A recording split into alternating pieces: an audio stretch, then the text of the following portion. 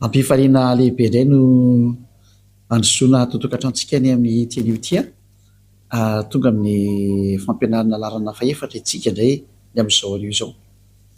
Manome voninahitra manokana ny Dadamala Iayava ho fanomboana ny teny, miarahaba ny Dadamala Iayava zany, ary miarahaba manokana koa ny Joshua, ary manono ny hatsarany Joshua amintsika rehetra izay efa manaraka ato an-tokatrano, dia mirahaso antsika samy hotahiny Joshua eo ampanomboan'ny teny sy ny fampianarana izany. Dia mamerina ny fiarabana antsika rehetra ato an-tokatrano indray ny tena koa ny ambasadeur-ny Joshua Eliano mandroso ato an-tokatranontsika ny amin'izao anio izao larana faefatra moa ny fampianarantsika ny amin'ny teny ity, ary matoka fa samy mihaino sy manaraka ny fampianarana ataontsika ny amin'ny zao anio izao ny amin'izay aleha teny izay hoe mpaminany Israeliana ihany no azo inoana teny sy arahina. Hoy ny Andriamanitra Abrahama, ny ankoatran'izay dia tsisy izy intsony zany, satria efa mazava be ny lalàna. Ka etsika zany raha nijery ilay fampianarana faharoa sy ny fahatelo tsika dia neta mihitsy ny hoe samy nanao zavatra tsy mety daholo ny olombelona, namoron'Andriamanitra tsy izy daholo ry zareo, nanonon'Andriamanitra tsy izy, ary nivokatra an'izay dia samy lasa mpanota daholo. Kanefa miantso ny anaran'ny Andriamanitra, miantso hoe Andriamanitra Abrahama ny Andriamanitra, nefa hitantsika tsara fa raha tena Andriamanitra Abrahama zany miaraka aminao dia tsy manota mihitsy ny ianao, ary izay mihitsy ny fahamarinana zay, satria izay miaraka amin'ny Andriamanitra Abrahama io dia tena tsy manota mihitsy ny rehefa noporofontsika teto moa zany araka ny ino moa, araka ny soratra masina hoe izay miaraka amin'ny Andriamanitra Abrahama dia tsy misy an'izany manota zany mihitsy, fa ny miaraka amin'ny Andriamanitra hafa daholo no manota zany. Mazava zany fa izay Andriamanitra niarahanao hatramin'izay dia Andriamanitra tsy izy daholo satria nampanota anao, tonga anao lasa nitsangatsanga, nangalatra, lasa mpamono olona, lasa mpisoloky, lasa mpiteny ratsy, mpiteny vetaveta, mpanenjika vehivavy sy mpanenjika lehilahy, mpimamolava, lasa mangalatra. Zany ny hafaran'ilay Andriamanitra narano, tsy Andriamanitra Abrahama zany, satria ny Andriamanitra Abrahama dia Iayava no anarany, ary vokatra an'izany tsy fiarana ato amin'ny Andriamanitra marina zany dia io nao fa lasa mpanota araka ny zava-marina, dia tsy hitanao koa nefa ny ataonao moa zany miala amin'izay, satria zahatra efa iainanao ilay izy zahatra efa arahanao ilay izy ka ahoana moa zany fomba androsiranao an'izany sary zany.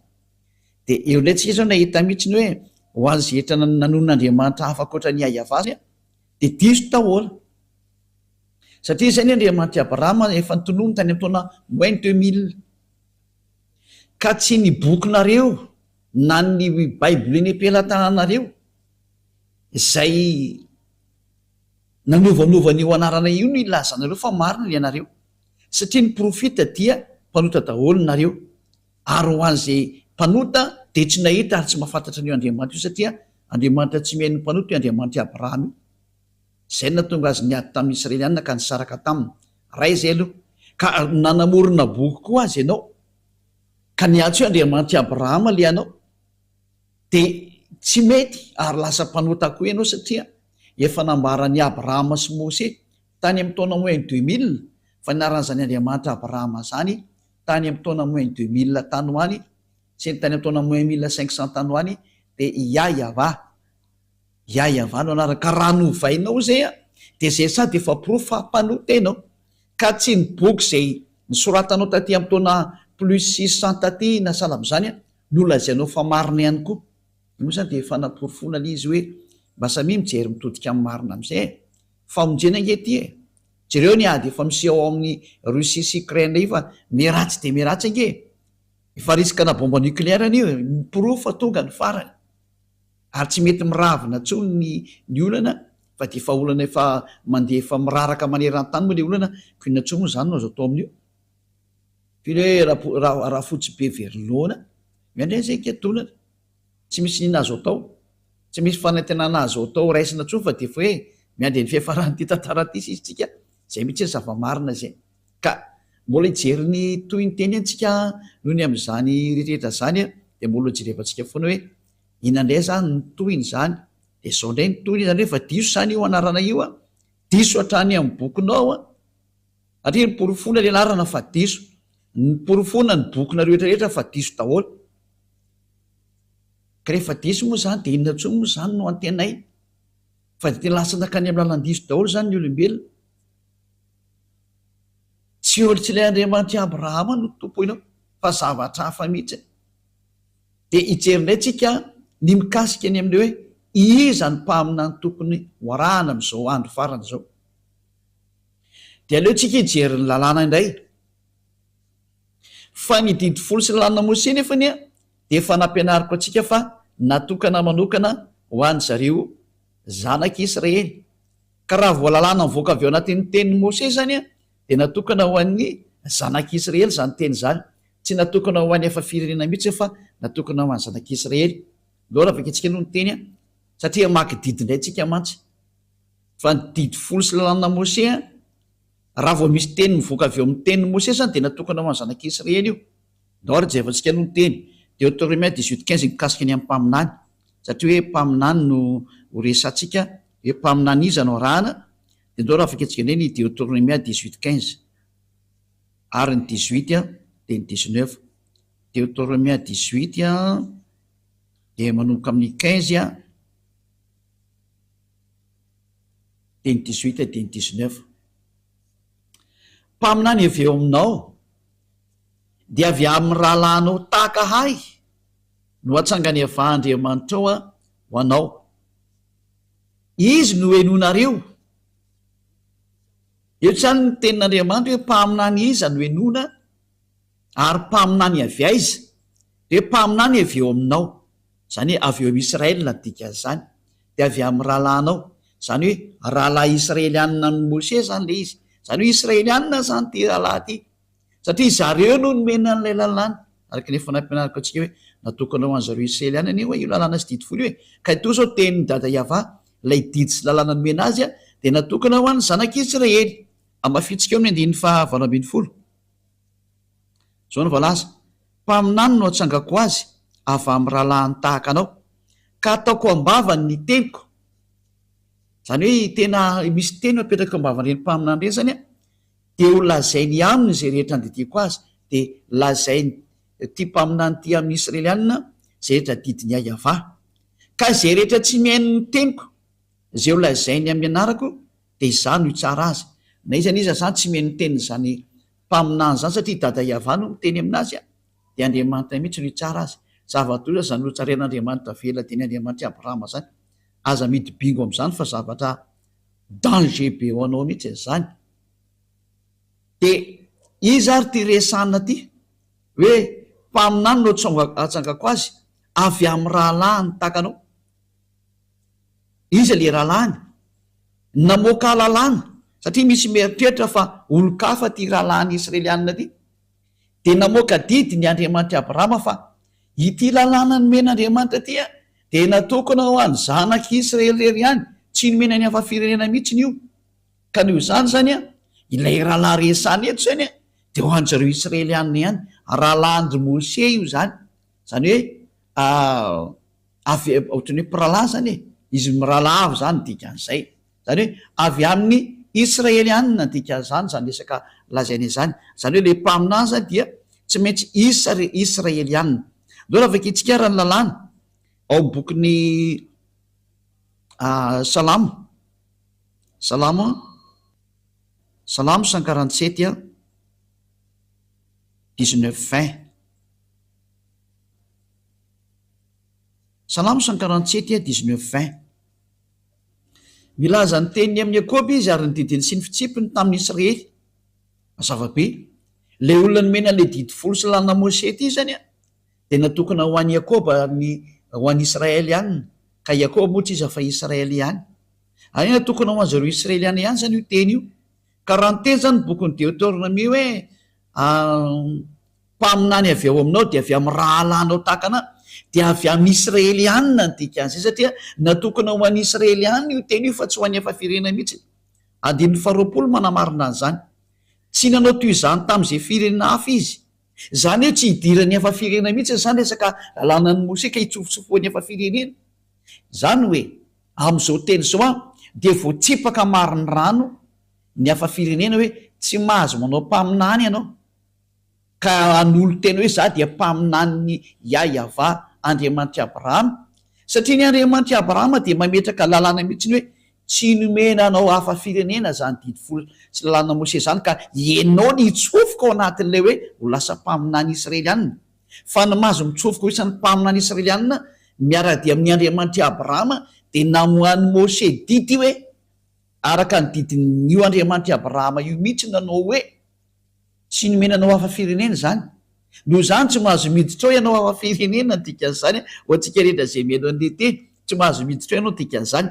Ary zao ny fitsipiny tsy mba fantatra reny, tsy fantatra anao zany ny fitsipiko dada Yahva mikasika ny Israelianina io, zany hoe tsy azonao hidirana mihitsy io satria zavatra tsy fantatra anao. Matoa zany no niditra tao a nandika lalàna, nandika ny didiny dada Yahva, nandika ny didiny Andriamanitra Abrahama, ka raha misy zany mpaminany milaza fa izao dia mpaminany atao mitariky ny mpaminany Andriamanitra Abrahama kanefa izy tsy Israelianina de efa diso araka an'io teny io. Fahadisoana be vava zao sary zao. Raha vakentsika eny ny bokyny lalàna arikatra ny bokyny Exodosy toko 7:10 Exodosy toko 7:10 de ny andininy 7 fanaporofona fa tena hoe natokana ho any zanak'Israely mihitsiny a ny miaino an'ity resaka didy folo sy lalàna Mose ty a zay nitoriany Mose zany na hoe Moïse na Moses na Mosa zao silamo de zao vaketsika zao ny vakiny. Ary Mose niakatra ao amin'Andriamanitra Exodosy 19:3-5 de niantso azy Yahva tao tendrombohitra ka nanao hoe izao no lazainao amin'ny taranak'i Jakoba sy ambaranao amin'ny zanak'Israely. Mbola voalaza mihitsy zany fa natokana ho an'ny taranak'i Jakoba sy ambaranao amin'ny zanak'Israely ty resaka didy folo sy lalàna Mose ty. Ianareo efa nahita zay nataoko tamin'ny Egyptiana zay nitondrako anareo tamin'ny atriny voromahery ary nampakanesako anareo aty amiko. Ko ankehitriny raha iain'ny feoko tokoa ary ianareo ka hitandrina ny fanekeko de ho rakitra soa mihoatra noho ny firena rehetra ianareo fa ay ny tany rehetra. Eto zany ny teny de hoe tandremo ary le fanekeko ka ny mitandrina ny fanekeko a de nitsindrina mafa ho an'ny zanak'Israely irery any. Tsy natokana ho an'ny hafa firenena mihitsy za fa natokana ho an'ny zanak'Israely irery any. Ka izany teny zany de manino miteny mivantana amitsika mihitsy fa tena hoe tsy mety mihitsiny a ny hafa firenena miditra ao ary tsy azo hidirany hafa firenena mihitsiny ao, indrindra fa zany resaka hoe mpaminany zany a de tsy mahazo miditra ho mpaminany Andriamanitra Abrahama mihitsy ianao raha vao tsy Israelianina. Lalàna navoaka ny Andriamanitra Abrahama zany tamin'ny alalan'ny Mose zay efa niona taminy ary niaraka taminy. Ka ny Andriamanitra Mose zay Andriamanitra Abrahama mihitsy no teny hoe tsy mahazo miditra ao mihitsy ny hafa firenena, tsy azo atao mpaminany zany ny Amerikana na Anglisy na Frantsay na Afrikana na Arabo na Sinoa na Australiana nizaniza fa Israelianina irery any no mahazo atao hoe mpaminany araka ny lalàna navoaka ny Andriamanitra i Abrahama io zany.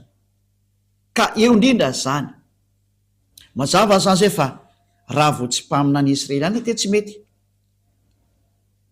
de tsy ianao zany mandinika eo izy le mpaminaninao.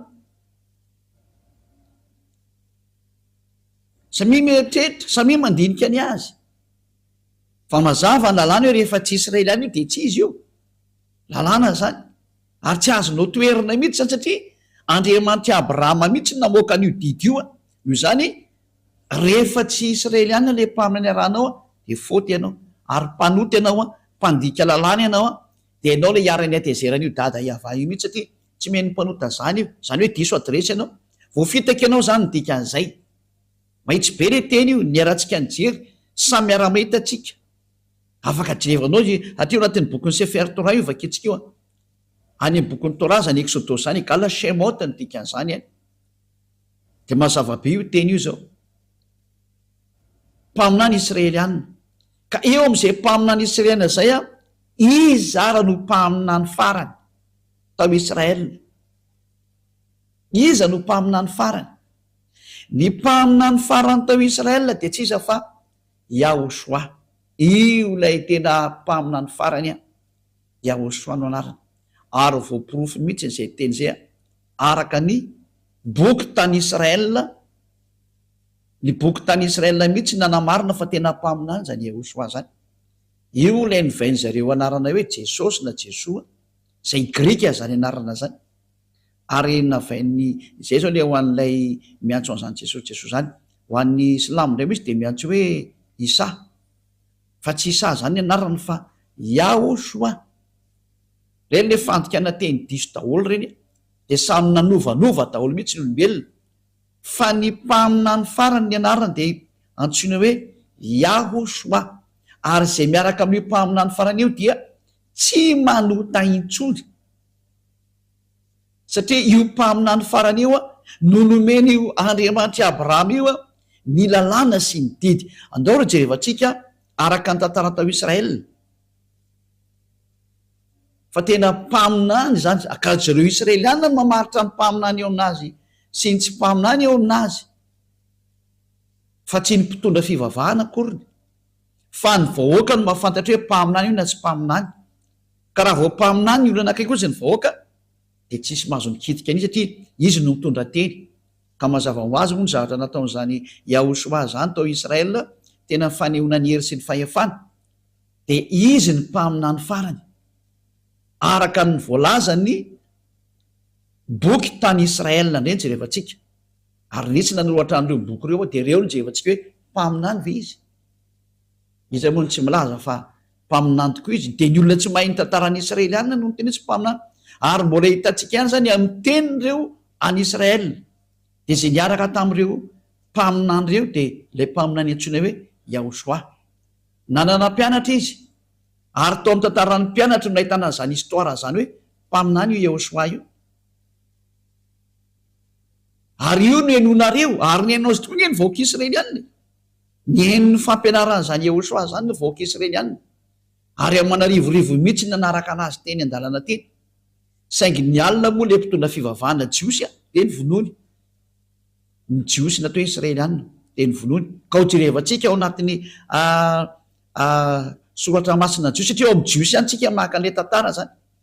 De ao amin'ny soratra masina jiosy ndray misy le teo testamenta vaovao, ka mitantara n'ity Yahoshua ty zay testamenta vaovao zay. De ny testamenta vaovao mihitsy ny anaran'lay mitondra anazy de atao hoe Yahoshua.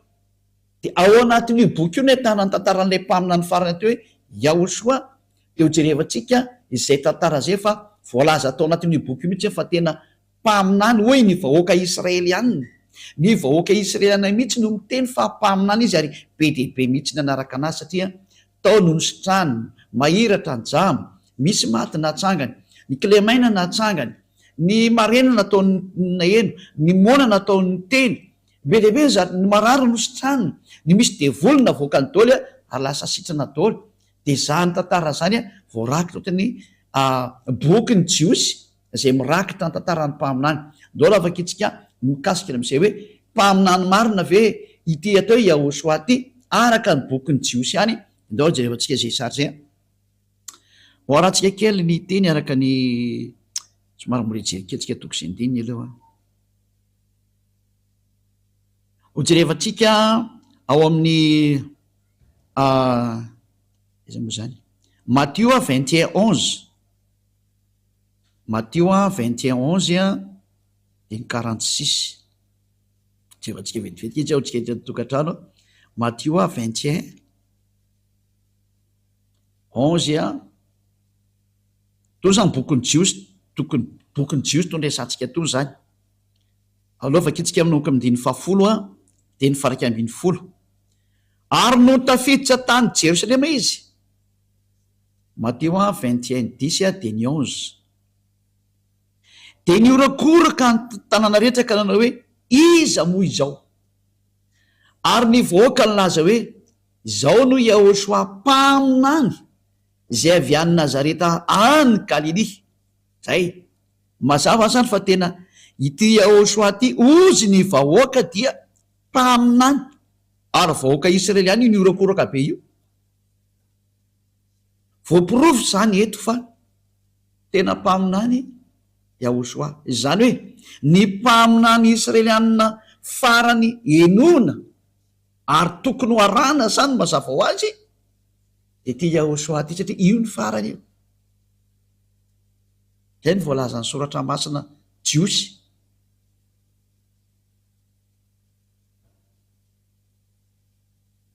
Mahitsy be mihitsy ny teny hoe ny vahoaka mihitsy no ny arany laza ary ny orakoraka hoe mpaminany Yahosoa zao tonga zao lay avy any Nazareta ny Galilea. Zay ali zay mazava zany fa tena mpaminany Yahosoa araka an'izao teny voalaza amitsika zao neny manaraka Matthieu 21:46 ndray hoe tsy sany sambotra ny Yahosoa ny mpitondra fivavahana Jiosy satria ny vahoaka laza fa mpaminany izy ka so matiny vahoaka indray ianao tsy azoko tena mantsy ny mpaminany ao amin'ny 9:70.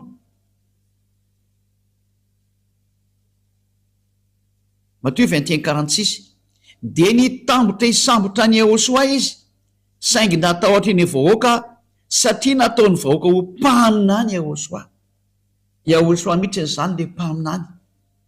Zay ny zava-marina zany sao tena mpaminany mihitsy ny Yahosoa. Ny vahoaka mihitsy no laza fa mpaminany izy. Zany hoe ny mpaminany Israelianina farany zany dia izao Yahosoa zao. None mafitsika zay teny zay any amin'ny boky manaraka indray any amin'ny bokin'ny Jauna 6:14. Jauna 6:14. Jauna 4:9.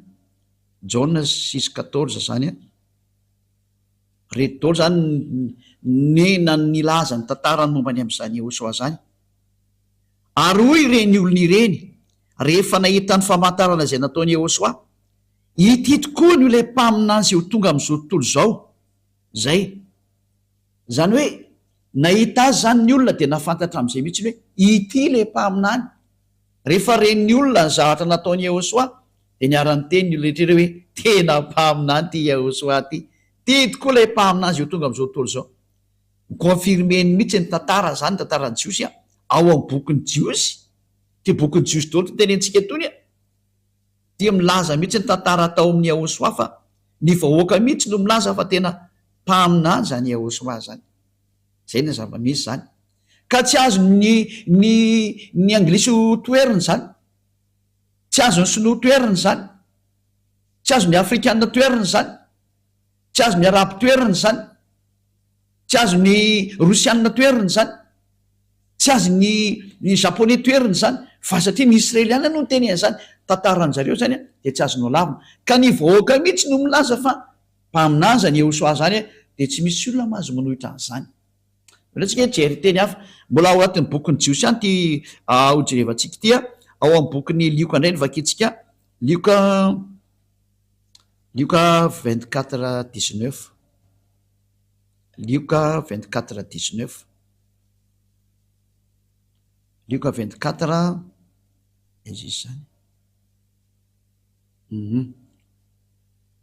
Fa hoy izy taminy Lioka 24:19 zavatra manao ahoana moa izany? Ary hoy izy ro lahy taminy ny amin'ny Yahosoa avy any Nazarety mpaminany mahery tamin'ny asa sy ny teny teo anatrehan'Andriamanitra sy ny vahoaka rehetra. Tena mpaminany teo anatrehan'ny vahoaka mihitsy izy. Manaiky azy daholo ny vahoaka fa tena mpaminany izy. Ny vahoaka mihitsy nametraka fa mpaminany izy noho ny amin'ny asa sy nasehony sy ny famantarana nasehony ny hery sy ny fahefanana anany dia ny aiky ny olona fa tena mpaminany izy. Ny vahoaka nametraka azy ho mpaminany tsy azonao lavina mihitsy zany. Izy iza mandany zany dia nonge zany manohitra ny zava-misy any amin'ny fireneny olona. Le vahoaka kosa mahita ny zavatra nataony teny fa mpaminany io. Tsy azonao lavina le izy. Mpaminany lehibe izy. Zay hoe mpaminany avy aminao ny enonao ary nefara teo amin'ny Yahosoa zany. Ary zany Yahosoa zany zay rehetra niaraka taminy dia tsy nanota intsony. Zay. Ary ty Yahosoa ty no namoaka didy. Namoaka didy izy araka ny Jauna 12:49 fa didin'Andriamanitra ray mihitsy izy netiko. Jauna 12:49 ka ho an'izay rehetra mametraka fa mpaminany ka ny vahoaka moa no metraka hoe mpaminany de tsy azonao lavina mihitsy iny zany. De ny mpaminany zany de mitondra ny teny ayava de namoaka didy izy ny dikan'izay de hoe apetraka ao am'le mpaminany ny didiko izy ny tenin'ny dada iava. Le tare amin'ny Deutéronome 18:15 Deutéronome 18:15 le miteny hoe apetraka ao ambava ny didiko de ho lazainy aminareo ny teniko zay andidiko anazy. De eto koa zany nomenany Yehosoa koa ny didy araka ny Jauna 12:49-50. Jauna 12:49-50 ary no vakitsika. De etsika zao ahita mihitsy fa hoe nitondra didy zany zanaka mpaminany lehibe zany ary ny didy nomena azy de ty ny fanaporofona Jauna 12:49-50. Satria zao tsy niteny ho ahy fa niraizina niraka izy no nandidy azy eo lazaiko sy zay otoriko ary fantatry fa fiainana mandrak'izay ny didiny koa izay lazaiko de lazaiko araka n'izay no lazay ndray tamiko. Mazava be zany ny teny eto fa ity Yehosoa ty zany de nampitondrain'Andriamanitra ny didiny araka le teny tary bokyny Deutéronome tary hoe misy didy omena mpaminany ary ho zarainy amin'ny olona omen'ny olona. Ary ny didy ao amin'ny Yehosoa de ny didiny amin'ny fanafana ny olona amin'ny fahotana. Tsy mahay manao teny intsony zay miaraka aminy. Io le Andriamanitra Abrahama miteny hoe mpaminany ny enonao ary le mpaminany farany ny vahoaka mihitsy no teny azy de hoe Yehosoa no anarany. Ny confirme ny vahoaka atao Israela tamin'izany fotoana zany ka tsisy afaka mandany zany mihitsy. Tsy azo lavina tahaka ny Isaia mpaminany de nekeny olona fa mpaminany Israelianina. Tahaka ny Jeremia mpaminany de nekeny olona fa mpaminany Israelianina. Aotr'izany koa Yehosoa de nekeny vahoaka fa mpaminany Israelianina ka tsy azo lavina mihitsy zany hatramin'ny farany.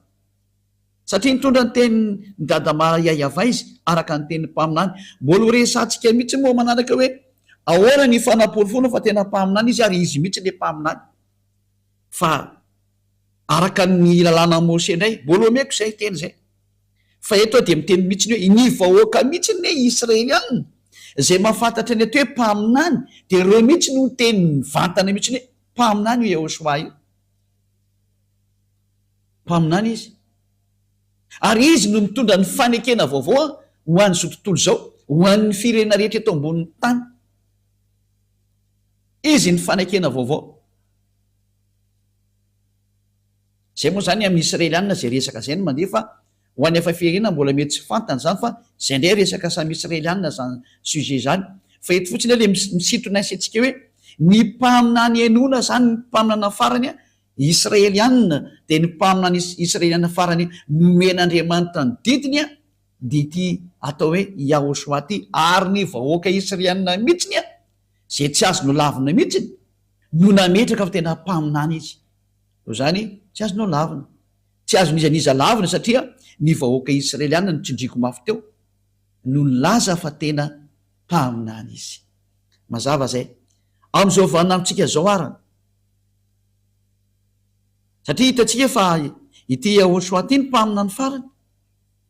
Inona ary ny tenin'io Yehosoa io mikasika ny amin'ny mpaminany. Satria tsy maintsy eo aminazy zany ny didy no enona. Mivoaka amin'ny vavany zany le didy no enona. De mbola ao amin'ny bokyny Jiosiany no jerefantsika araka amin'ny boky misy boky atao hoe Apokalipsy indray. Mbola bokyny Jiosiany zay. Ao anatin'izany bokyny Apokalipsy zany misy ny fanambarana nataon'izany Yehosoa zany. Fa ny mpaminany indray amin'izao vaninamitsika zao de zay mitory ny Yehosoa. Ny olona mitory ny Yehosoa no atao hoe mpaminany amin'izao vaninandro farany zao.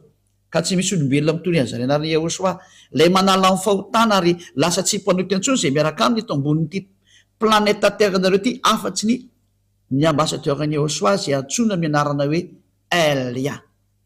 Elia rery sisa no mitondra an'izany anarana zany zao.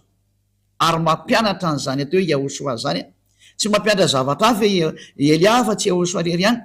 Satria ny didiny Yehosoa dia zao hoe araka ny didin'io Andriamanitra Abrahama io taminazy.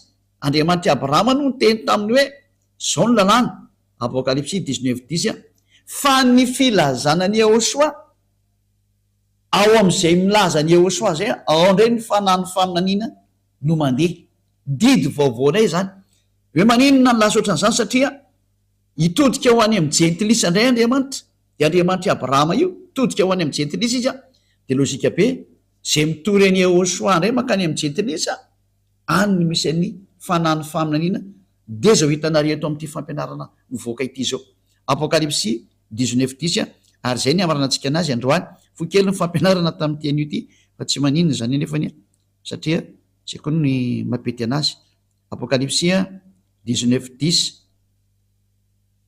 Apocalypse 19:10 dia ny akohoka teo amin'ny tongony eo mba hivavaka aminy ary izy tamiko tandremo aza manao an'izao anao fa mpanompo namanao ihany aho sady namandreo rahalanao zay mitazona ny filazanany tanany filazanany Jehosoa Andriamanitra ihany ny vaovao fa ny filazanany Jehosoa no fanahny faminaniana zany hoe ny olona milaza ny Jehosoa zany de zao ataony ambassadeur-ny Jehosoa Elia zao ataony Elia zao zany no proof fa mandehandray ny fanahny faminaniana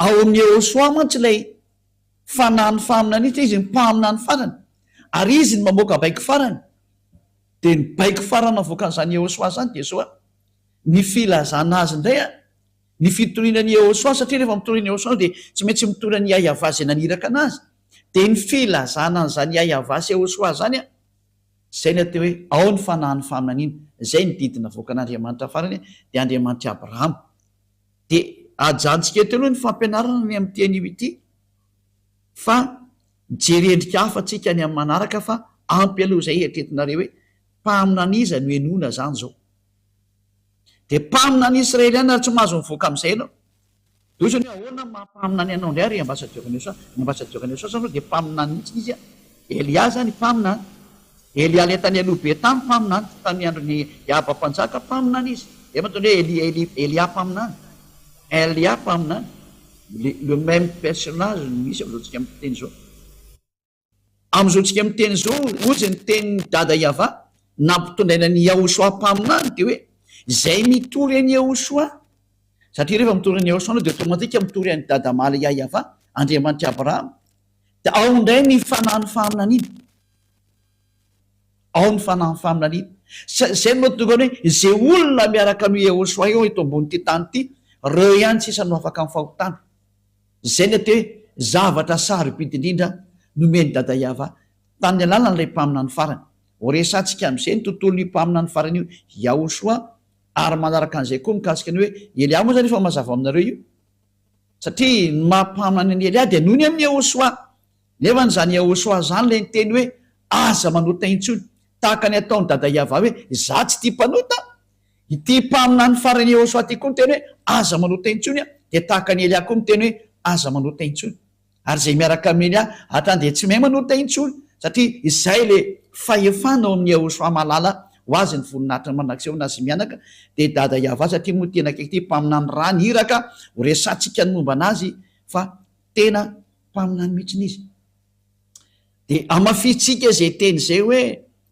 ity mpaminany itya de tenina tsy maintsy arahana ny teniny izy no teny hoe aza manota intsony Jauna 9 hoe aza manota intsony izy Jauna 8:11 zany ny zahatra faratampony tiany dada maly Iava zany zany ny tsara indrindra zany bokin'ny Israeliana ihany ty Jauna 9:11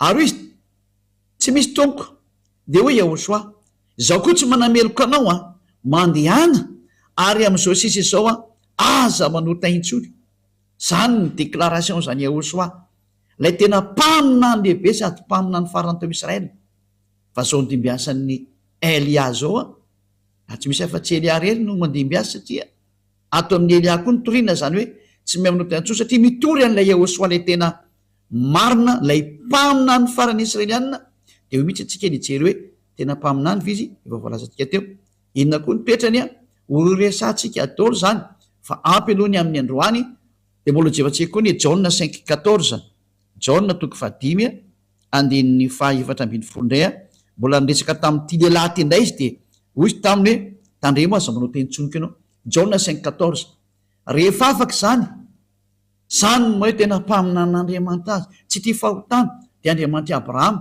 Elohei-ny Israely zany dikan'izany Andriamanitra zany Elohei-ny Abrahama zany rehefa afaka zany de hitany ahoso atao kianjany tempolo raha lehilahy ka hoy izy taminy indro efa sitrany ianao aza manao taintsony fandrao anjoanao zay ratsy noho teo ity mpaminany Israeliana farany ty zany tena mitovy toetra mihitsy am'le naniraka azy Yahva Andriamanitra Abrahama mitovy toetra amin'ny Andriamanitra Abrahama mihitsy satria manizingizina mihitsy izy hoe aza manao taintsony de mifanaraka amin'ny teny dada Yahva hoe Isaia 59 1-2 mifanaraka tsara mihitsy ny teniny izy ireo Isaia 59 1-2 ino nky teny ty indro ny tanany Yahva tsy foy fa mavonjy ary ny sofiny tsy lalidalovana fahamarina fa ny helokareo nehefitra mampisaraka anareo amin'Andriamanitra reo ary ny fahotanareo no mampiafina antaviny aminareo ka dia tsy miaino izy tena alan'Andriamanitra mihitsy ny hita hoe olona mpanota zany mifanohitra amin'ny dada Yahva mihitsy zany ny Andriamanitra Abrahama tsy tia mpanota de tonga tokoa le mpaminany farany de tena nizigizana mihitsy ny hoe aza manao taintsony fa tsy tian'io Andriamanitra ray Yahva io mihitsy ny Andriamanitra Abrahama zany olona manota zany no nandringanany rehetrarehetra hatramin'izay noho zany miteny amintsika rehetrarehetra hoe tsy misy herina fahefana afaka miady amin'izany hatsarana zany tonga aminareo le teny le mpaminany farany andao hitodika any amin'ny amin'izay tsy izy akory ny teniny fa teny le naniraka anazy ihany le Andriamanitra Abrahama lay Andriamanitra Abrahama ihany no maniraka an'io mpaminany farany io ary natonga anazy ny teny mihitsy ny hoe tsy manao tentsony zay miaraka amiko satria zay ny tena tiany io dada Yahva tongavan'io lay Andriamanitra Abrahama satria mankala mpanota io Andriamanitra Abrahama io ary ny mpaminanina seniny nona de mpaminany Israeliany irery ihany tsy mahazo maka-paminany afaka ohatran'izay no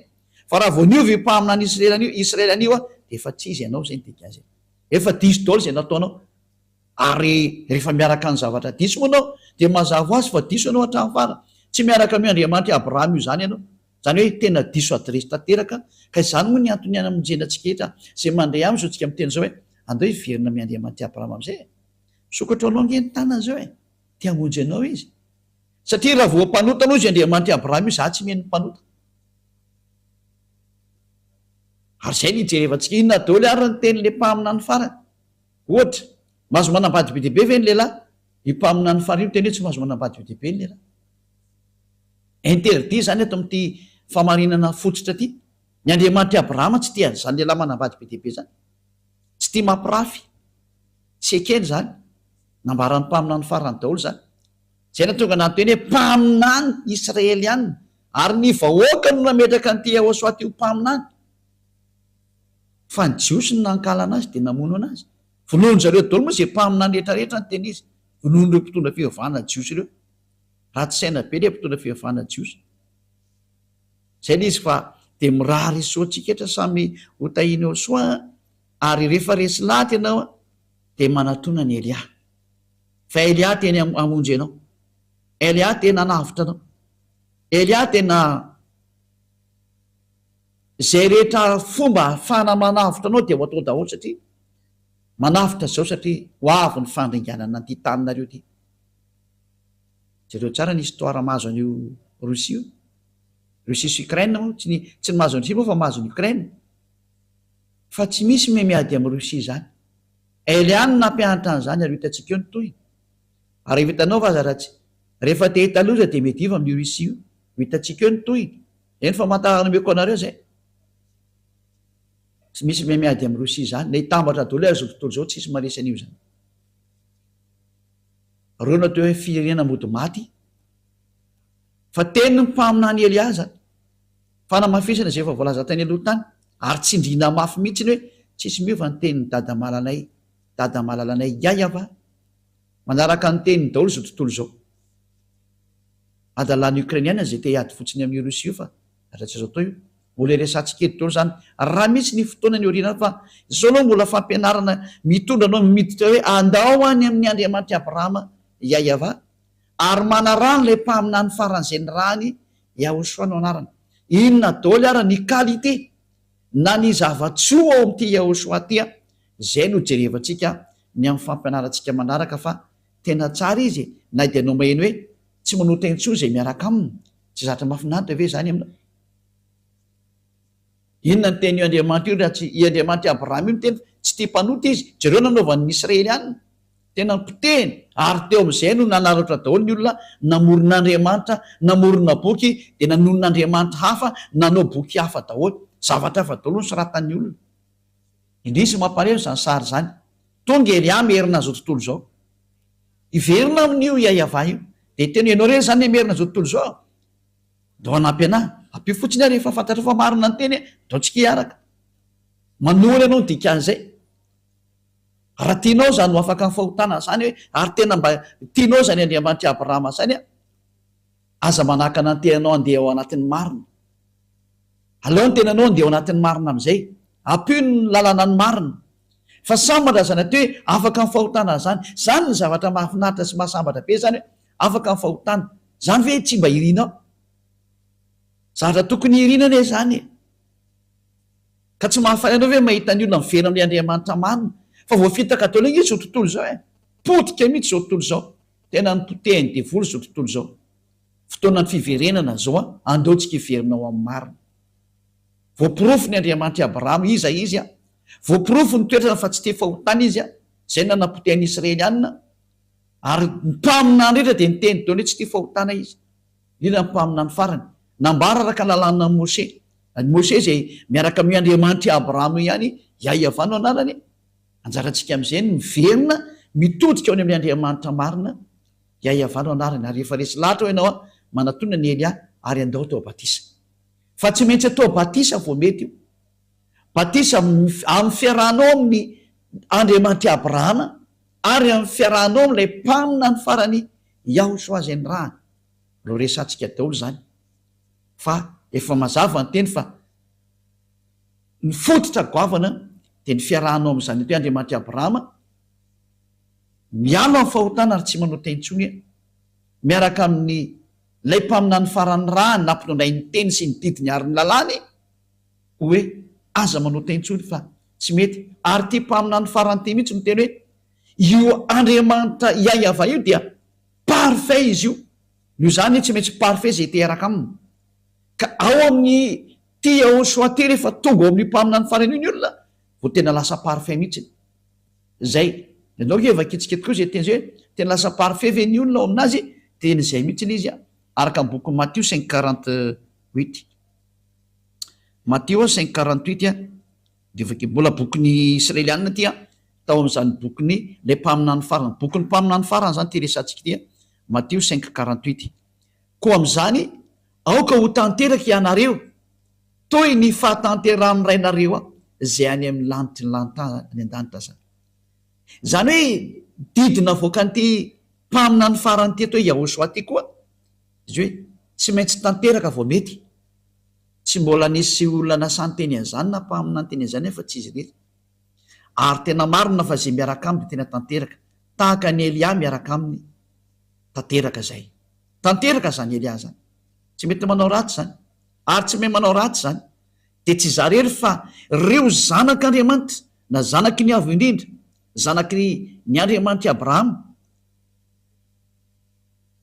zay miaraka amin'ny Andriamanitra Abrahama rehetra sy miaraka amin'ity Yahosoa mpamina ny farany ty dia tena lasa tsy manota intsony, tena tsy manota intsony mihitsy.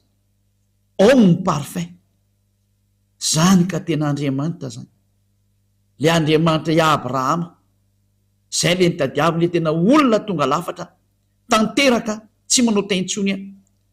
Rehefa tena tafaraka amin'io Andriamanitra i Abrahama araka zao nampianariko zao anao dia miaraka amin'ilay mpamina ny farany zay nyteneniny Yahosoa dia tena tsy manota intsony ianao fa marina zany teny zany.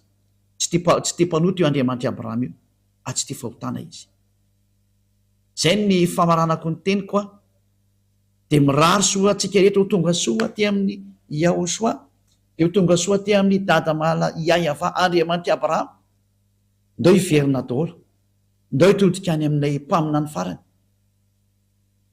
zay nampitondraina teny Yahosoa no anarany, ary izy no milaza io Yahosoa iny no miteny farany mpamina ny Seana fa teny izy hoe zay mitory any Yahosoa rery ihany, zay ihany manana ny fanahy faminana iny, ka tsy misy nitory sy nampianatra an'izany Yahosoa sy ny momba azy zany teto afa-tsy Elia rery ihany. Zay no mampamina ny farany any Elia, ary tsy misy tsony kaorianany Elia. Mirary soanao tonga amin'ny fitiavana an'ilay Andriamanitra Abrahama ty avy any amin'ny daholo ny fototra an'io.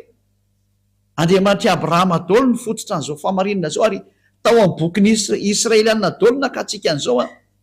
Tsy misy bokyny malagasy ty na bokyny anglisy na bokyny amerikana fa bokyny Israeliana zay nandehanana zany teny zany a, zay no nahitantsika zao famarinana rehetrarehetra zao. Ka hiantsoana antsika hoe andao hitodika daholo am'izay a ho any amin'ny Andriamanitra Abrahama, ary anaraka an'ilay mpaminany fa satria ao no lakileny men'Andriamanitra Abrahama am'izay hoe ao am'izay nareo mandeha satria izy ny mpaminany farany, tsy misy tsony taorianany, mpaminany Israeliana. Ary tena ary ianao e malagasy koa ianao milaza fa ianao koa mba mpaminany, ny fa nivakiko ny lalàna fa io Yahosoa io nefa nahazo didy avy any amin'ny dada Yahava Andriamanitra Abrahama hoe zay mitory anao, satria izay mitory anazy de mitory an'io Andriamanitra Abrahama ihany koa Yahava no anarany, zay mitory any Yahosoa. Ka ingamo Yahosoa tonga teo raha tsy nisy an'io ino moa ity ina moa raha tsy tonga io mpaminany io tsy afaka nandeha ny mpaminany raha tsy nisy mpaminany koa ny teny anazy. De gaga ianao apiko kely hoe ary ianao to amin'ny teny hoe zanan'ilay mpaminany zay indrindra. Ampianatra an'izay kely indray aloha parantesy kely, ozy ny olona hoe tsy niteraka io Andriamanitra io, sabe dehibe ny fampianarana manao an'izay ihany. Ka nareo no namorona boky zany any amin'ny boky hafa any no misy an'izany. Zay bokyny foronina de lasa zany izy, fa raha vao bokyny Israeliana de tena misy mihitsy zany teny zany, tena misy zany.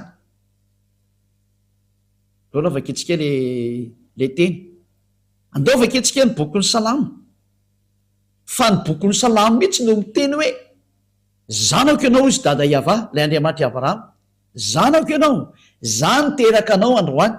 Ka ny bokyny Israeliana rika hatramin'ny Sefer Torany Jiosy de milaza mihitsy fa tena miteraka io Andriamanitra Abrahama io, voalaza ao zany. Fa rehefa boky hafa any de mizahatra hafa ny teneny, fa ny boky réel ao anatin'ny Jiosy de niteraka io Andriamanitra io. Donay vaketsika zay teny zay araka ny bokyny psalme na psaume na salamo, salamo firme izy teo, salamo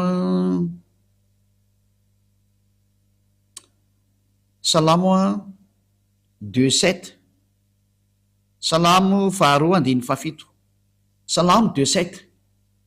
Ilaza zava-boatendry aho, Yahava ny laza tamiko hoe zanako ianao, izao niteraka anao androany. Ka tena miteraka mihitsy io Yahava io araka ny soratra io ao anatin'ny bokyny Jiosy zany. Ka raha ianao raha mamaly tsisy an'izany, ka izay la hoe ianao no te hipetraka any amin'ny zay nisy ianao any, fa raha mipetraka aty amin'ny Sefer Torany Jiosy ianao de voalaza mazava ao zany raha tsy azo milavina fa ny bokyny Jiosy ao amin'ny Sefer Torany Jiosy de milaza mihitsy fa niteraka io Andriamanitra io. Fizy indray tsy miteraka ohatry ny vehivavy miteraka, zay moa koa madiso ny olona indray zay, fa niteraka araka ny teny.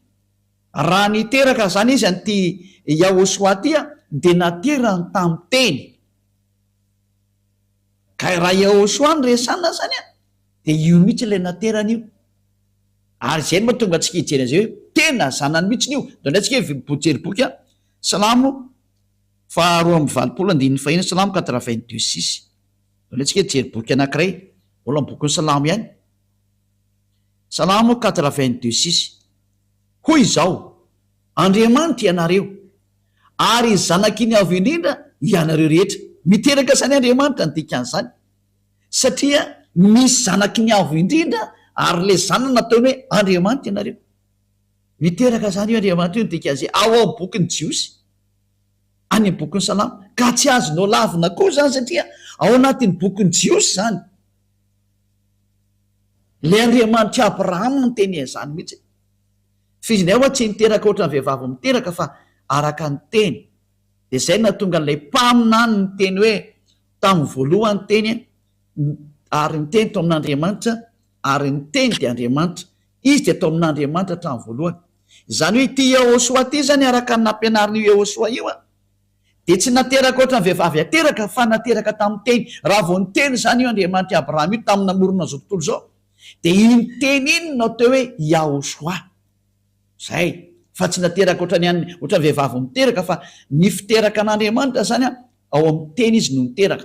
Vaketsika ny Jaona atoko voalohany zany bokyny Jiosy daholo miteny an'izany Jaona atoko voalohany andininy voalohany. Tamin'ny voalohany teny, ary ny teny tao amin'Andriamanitra, ary ny teny dia Andriamanitra. Izy de tao amin'Andriamanitra tamin'ny voalohany, ary izy no nahariana ny zavatra rehetra, ary raha tsy izy de tsisy nahariana izao zavatra ary zao na idea iray aza. Ao amin'ny bokyny Jiosy zany de ny bokin'ilay mpamina ny farany Yehosoa, de izy mihitsy no laza fa izy de tamin'ny voalohany, ary ny teny izy tao amin'Andriamanitra, ary ny teny de Andriamanitra. Bokyny Jiosy daholo miteny an'izany. Jerevantsika tary amin'ny bokin'ny Sefer Torah-ny Jiosy tany aloha de milaza mihitsy hoe fa niteraka Andriamanitra, ary zany teraka anao izy androany, tsy azo lavina mihitsy izy zay. Tena nisy zany zavatra zany.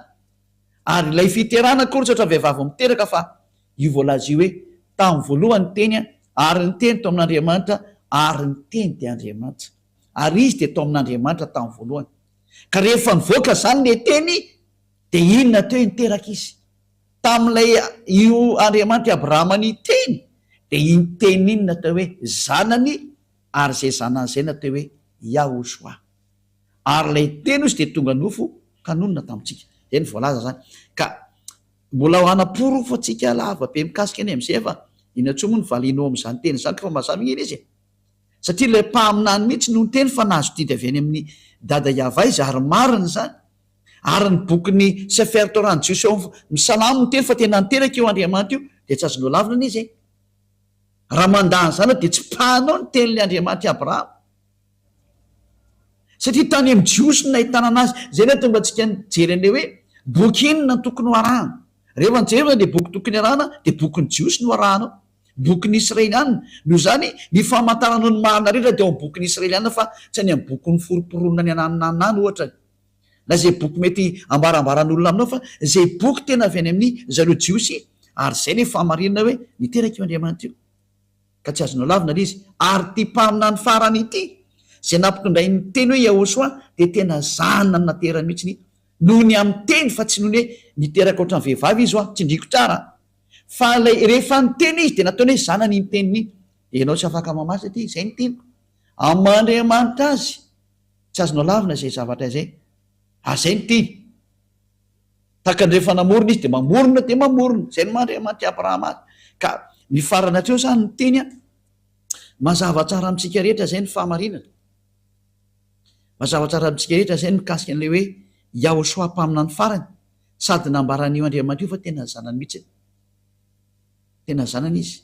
Izy lay teny tao amin'Andriamanitra hatramin'ny voalohany, ary izy no nevy zao rehetra zao natateraka ny fahamarinana rehetra ny amin'ny famoronana zany de tao amin'ny daholo, araka ny nambarana ilay mpaminany Israelianina farana. Ka raha vao manaiky ianao fa mpaminany Israelianina Yehosoa, hoy ny vahoaka Israelianina, de zanak'Andriamanitra izy, tsy azonao lavina.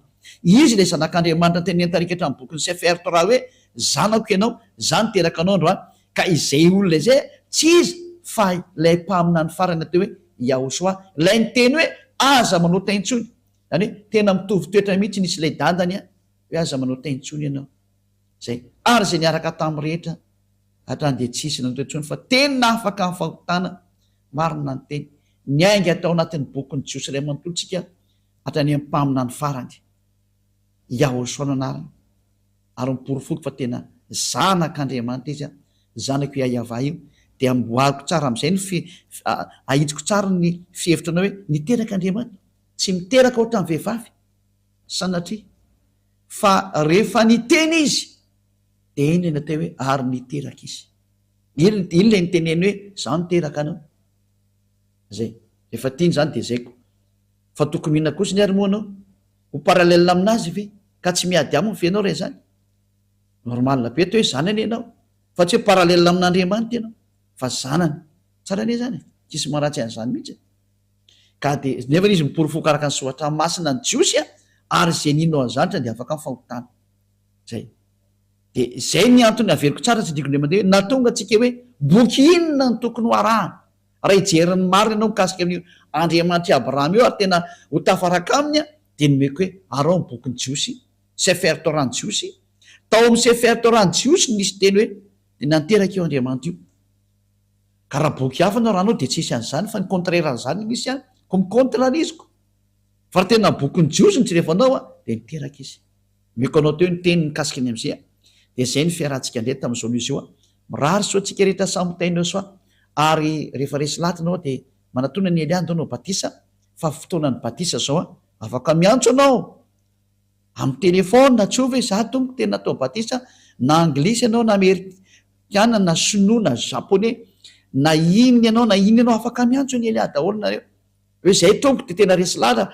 mangataka se mba atao batisa mba tonga avaty anao raha afaka makatimo anao any am 2026 vo misy batisa ty fa ny any amin'ny hafa firena afaka makany elia da tsika ny atao am'zay fa zay hoe fa mandeha io arakaraka rehefa misy de fa mandeha zay fa mandeha elia rehefa misy miantso de mandeha ka tena mitady an'andriamanitra marina anao ary maniry ho any amin'ny fiainana mandrakzay fa ho iteo foany zany de mirazo tsika samitenao soa de ao atsika ariva afaka sotra petsaka dada malala iayavany am'zany tenrehetra zany fa tena fitiavany zany ary tena famonjena elia nampianatra ny olona ny amin'ny iverenana aminao ary tena nasiako teo maso izy rehetra ny famariana fa tena marina ianao tsy misy andriamanitra afa-tsy ianao le andriamanitry abraham iaiavanao anaranao tsy tia fahotany ianao halanao zany ary zany teny zany nampitondrainao le mpamina no farany iahosoanao anarana hoe aza manotaintsola ry aoko ho tanteraka anareo zany ny teny le mpamina ny farany sotra dada mara iavano taio araha zao teny rehetra zao mba hitondra soa am'izay tramin'ny aina hitondra famonjena sy fanavotana am'izay mandreha hitany zay rehetra miaina anao avoty zay rehetra mbola tsy mahafantatra ny marina vonjeo zao tontolo zao vonjeo ny afafirena rehetra akoatran'ny malagasy avoty zay rehetra maniry ny hoafitra afao zay teo afaka rehetrarehetra dada maria avao tonga ny andro famonjena ho an'izao tontolo zao aseho ny sandrinao mahery aoka tena andeha ny hery sy ny fahefanao ho voninahitry naranao masina dada maria ava voninahitrinao manakasay apeo elia amin'ny asa nampanaovinao azy aseho ny voninahitranao amin'ny anaranao dada maria ava no andefasana n'izany teny zany de ho any aminao zany teny zany de amin'ny alalan'ny ahosoa sotra dada maria avao alleloia amen de zay ny fiarahantsika ndray tamin'ny teny io tia nametraka ny veloma mandram-peona ho amin'ny manaraka andrea veloma tomoko